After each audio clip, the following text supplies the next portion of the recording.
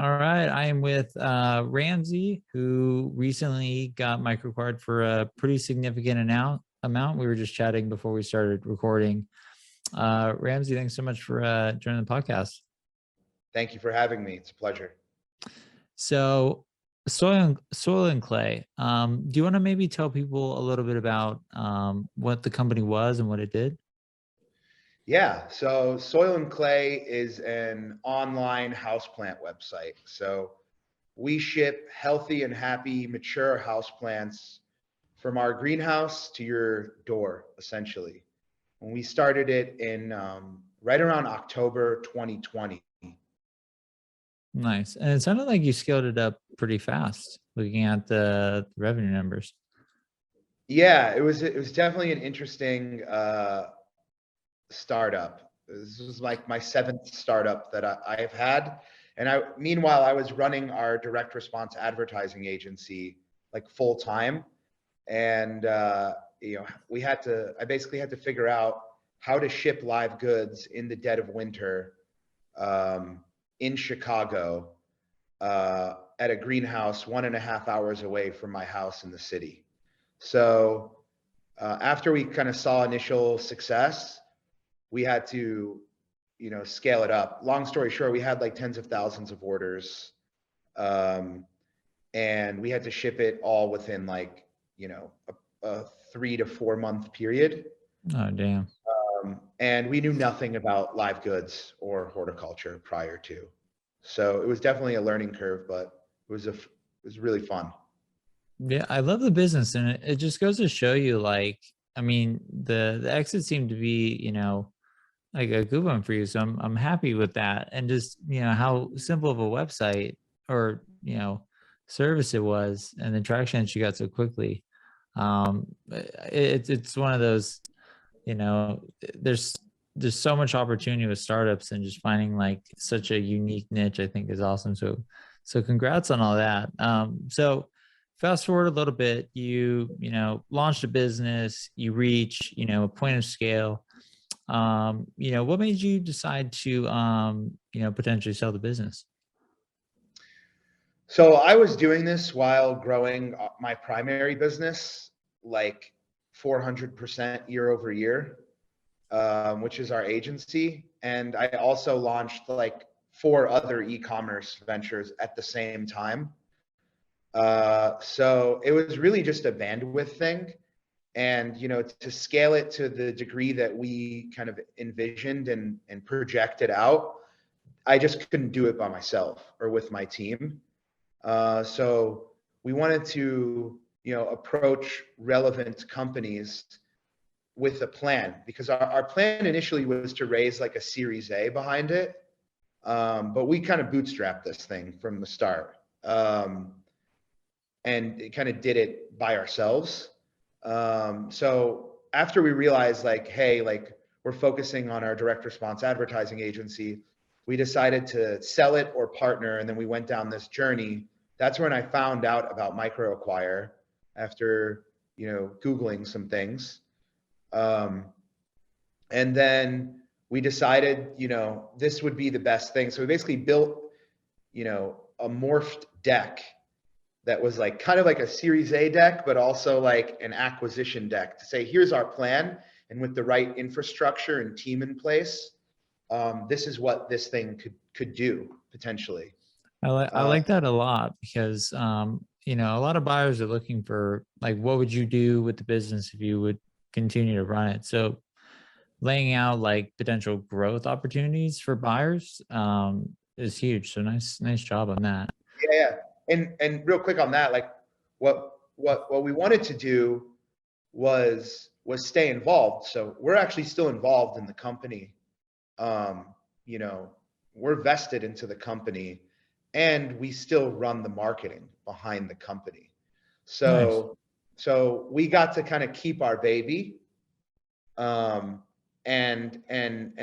do it at a greater scale. So I can't go into all the details, but this is a big opportunity. And the company that we partnered with, that acquired us, has really big goals and is setting up a pretty impressive infrastructure to kind of attain those goals right now. Right on. So you might get, you know, they call it a second bite of the apple, so to speak. Have you heard Hopefully. that? Have you heard that term before? I have. Yeah. I Yeah. hope. Yeah. Yeah, I'm sure you will. So my next question would be, you listed on Microquire. Can you walk me through just like how that experience went? How'd you find like the right? It sounded like you found a perfect buyer. How did you find that person? So my initial hypothesis and what I've done in my past exit was build a data room. I also emailed you and you were helpful in giving me some guidance. And then I think you connected me to Paul at some point Yep. in the journey, or maybe post journey, but kind of followed your content. And then based on like what we do, because we work with a lot of like private equity funds and venture capital funds at our agency. So what I learned is everyone builds like a data room, you know, whether they're raising or selling a company. We built like a shared Google Drive folder essentially with, you know, a deck. And this is that kind of morphed version of a fundraising slash buy us deck. And the value proposition is to like why you should buy us. And like the plans, like you said, like a lot of the times, like people just sell it and like walk away. But we kind of laid out the plan for them and gave them the vision, which fast tracked the learning curve. So I would say we gave them a year or two leg up versus kind of figuring it out themselves. So yeah, I just built a data room with, you know, the necessary financials, the deck, the legal, all the creative assets, the intellectual property, kind of like the whole gamut. And then I sent like 250 DMs on LinkedIn and through cold email at the same time while I listed it on MicroAcquire.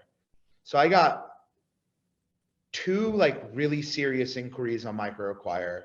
And I learned that, you know, with all due respect to it's what you built, because there's a lot of people that are kind of fishing and like learning about different companies on there as well, is that there were some like tire kickers that like were just inquiring to inquire. But I learned through that process and talking to them and like, you know, documented repetitive and redundant questions across multiple calls and stuff like that. And it made it easier once I got like more serious fish on the hook. So I would say for MicroAcquire, I had like 2 serious inquiries. And then outside of MicroAcquire, I had like 3 serious inquiries. And then I basically gave everyone a timeline as to what my timeline was and said I have multiple people interested, because I did have like, you know, a couple LOIs, you know, letters of intent on the table. Nice. And then I flew out to the 3 people that I was like super interested in, and just chopped it up and told them, here's what the plan is. And they told me what their plan is with it. And basically we talked about the numbers and stuff like that. And then ultimately it was my decision to choose like who I thought would, you know, do the best job with it. So I was fortunate to have multiple, you know, bidders or inquiries, like serious inquiries. But I kind of positioned it to do that. Yeah, there's a good saying, if you have one buyer, you have no buyers. So you always want, and I would say even with you know, tire kickers or people that may not seem, you know, qualified in Microquire, treat them like they are potentially, you know, the buyer, because you never know. And what you want to do in those situations is I always recommend, you know, make the buyer perform. What I mean is, you know, you have someone inquire about the business, instead of just granting them access, ask them a question like, hey, do you have experience in this space? If they don't respond back, then just ignore them. And then if they respond back, you know, second question I recommend is, all right, if we get to the finish line, how do you plan to fund this? You know, and you're making them perform in terms of like, how interested are you, or are you just trying to look at, you know, this business? So I like Yep. how, you know, you weeded out the people that weren't interested quickly and were able to I fine will tune. say though, Andrew, there was a lot of inquiries from microacquire. Like as soon as I threw it up, like I don't know, you probably have the data on the back end, but there were dozens of like inquiries on Yeah. this. So it kind of like weeded itself out as you started asking questions, which you guys also helped me with. Like I think I shared like what I was doing and you kind of like gave your advice as well. So that was also like pretty helpful. Yeah, that's what we're here for, man. It looks like it worked out. I guess my next question would be, and you kind of touched on this, is you know, for others looking to sell their business on microacquire, what's like the one piece of advice, you know, you'd give someone? Have your it's a good question. I, I probably have like a couple pieces of advice on that one, but I think my first, tangible piece of advice would be have your um kind of have your shit together internally, because as soon as you like go live, it becomes real. And like the conversations can happen within the first 24 to 72 hours of listing it. So if you have someone that's like interested, have your templates, if you will, like down. So have your first reply down. So I think when people are saying I want more info, I would say great, here's an NDA, sign it. And then, I'd say off of that, like 50% of the people didn't even sign it.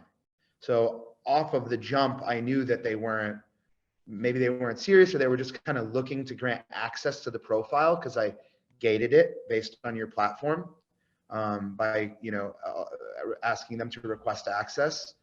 So that was number one, is just kind of seeing who's serious off the jump and making them sign an NDA. And then the microacquire profile is kind of like, it's kind of like your LinkedIn almost, right? It's the first version of what they see, but it's not the whole version. It's the version that piques someone's interest, is what I learned. And then if you have your data room set up properly and they sign the NDA, then there is no questions about it. Like what I tried to do is just build a data room that allowed for little to no questions. I gave everyone the information up front, and it really helped save like time. So I would just say, long story short, I would say have your rebuttals and have your replies kind of templated out. I'm not saying stick to it specifically, but have your kind of cadence of communication and your process after someone inquires like nailed down.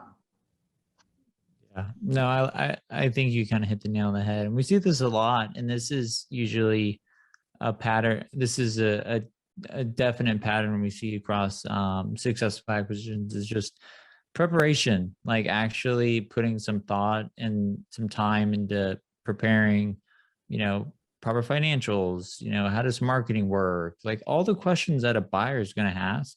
If you have it up front, like maybe you have it in your head and your ideas, I'll just share it when someone's interested. But what that does is it doesn't really show to a buyer that you're serious about selling the business and you've taken the time to prepare a proper data room. I also like, you know, right off the jump asking to sign an NDA. I think that's a great move as well. And That a was small, after like a couple, honestly, now that I'm looking at my microacquire profile, that was after like a couple weeks, like of figuring that out. Cause then I learned that people were asking questions and going back and forth, wanting to set up calls. So I did that after. I didn't do that initially, but I did it like relatively quickly after my microacquire profile went live. yeah. Another tip I recommend too, and I've been seeing a lot of sellers do this, is once you create the data room, like create a video where you're just going through it yourself so they can get to know you a little bit, you know, because acquiring businesses isn't like buying a car where here's the keys and there's a little bit of a relationship aspect. So that's And just a lot of diligence questions that you could, I love that idea. There's a lot of diligence questions that you can kind of foreshadow there while just going through the data room. I'm going to do yeah. that on my one that I'm listing on MicroAcquire. Yeah, and also just being upfront about what you're looking for. That's another big question is like, what's an ideal outcome? We could have a whole nother, conversation about this, but I gave a range. That's a great tip. I gave a range depending on if I was involved moving forward or not.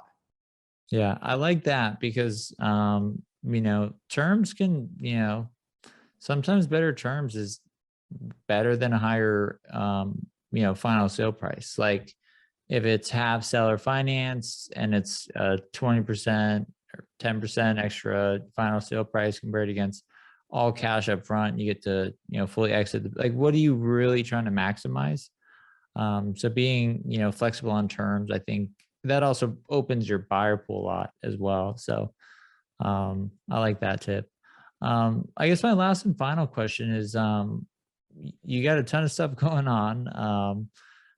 Congrats again on the successful acquisition. It sounds like it wasn't your first. What are you up to now?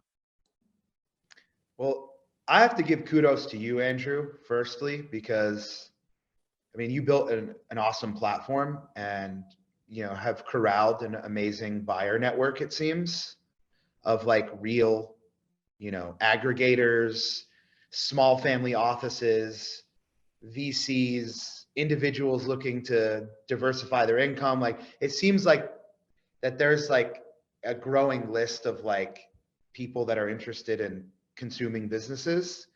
Thanks, man. So thank you because although I sent like 250 DMs, ultimately the buyer came from MicroAcquire. And we're thankful for you and the platform a lot. So appreciate it. Appreciate that, man. What am I doing? Okay, that's a loaded question. What's the main thing you're doing? All right, so yeah, I run a direct response advertising agency based in Chicago and Florida. And we are a full funnel advertising and lifecycle marketing agency. So we work with a bunch of brands in different verticals, running their paid search, Google and Bing, paid Facebook and Instagram ads, TikTok, Snapchat, Pinterest, Taboola, Outbrain, like all of the ad channels. And then, we're a Klaviyo Platinum partner. So we do a lot on the retention and SMS, email and SMS side of things. So that's like my full-time job. We spent about 100 million last year. We have about 550 million in revenue generated since inception, a little over 4 Sheesh. years. And then kind of on the side of the agency, we have a venture fund. So that's where Soil and Clay was born, was through our venture fund. So we have 7 companies under management. We have 1 exit thus far, which is Soil and Clay. And we just started it like a year and a half ago-ish. So we own an 80-plus-year-old candy company called Annabelle's Candy. We have, CPG companies. We have an apparel company. We have a SaaS company in there. So we basically invest and or acquire and or incubate brands. Right on, man. But yeah, the operations isn't our strength. Marketing is. So we like to stay on that side of the equation now. Right on. Sounds like you got a lot on your plate, man. Well, dude, I'm rooting for you, and it sounds like you might have a few acquisitions in your future. If people want to get a hold of you, what's the best place to reach out? Yeah, my email is ramsey@prolific.media, or you could just reach out to me on LinkedIn. I'm active on Instagram, but yeah, email and LinkedIn is probably the best channel. I'm sure even with you, you probably get a lot of DMs. So So yeah, I'm happy to help anyone though. Like I give my time away for free, and like you, like just here to add value to the community. I believe that, you know, if we all help each other out, then there's, you know, something greater that we get in return. Right on, man. Well, I'll put all that in the show notes, but Ramsey, thanks so much for joining me on this podcast. And dude, congrats again on the acquisition. And I'm excited to see what you do this year. Thank you. And thank you again. And thank your team, Andrew. And we'll do another podcast on the next acquisition here in the next 90 to 120 days. I'm looking forward to it. All right. Cheers, man. All right. Cheers.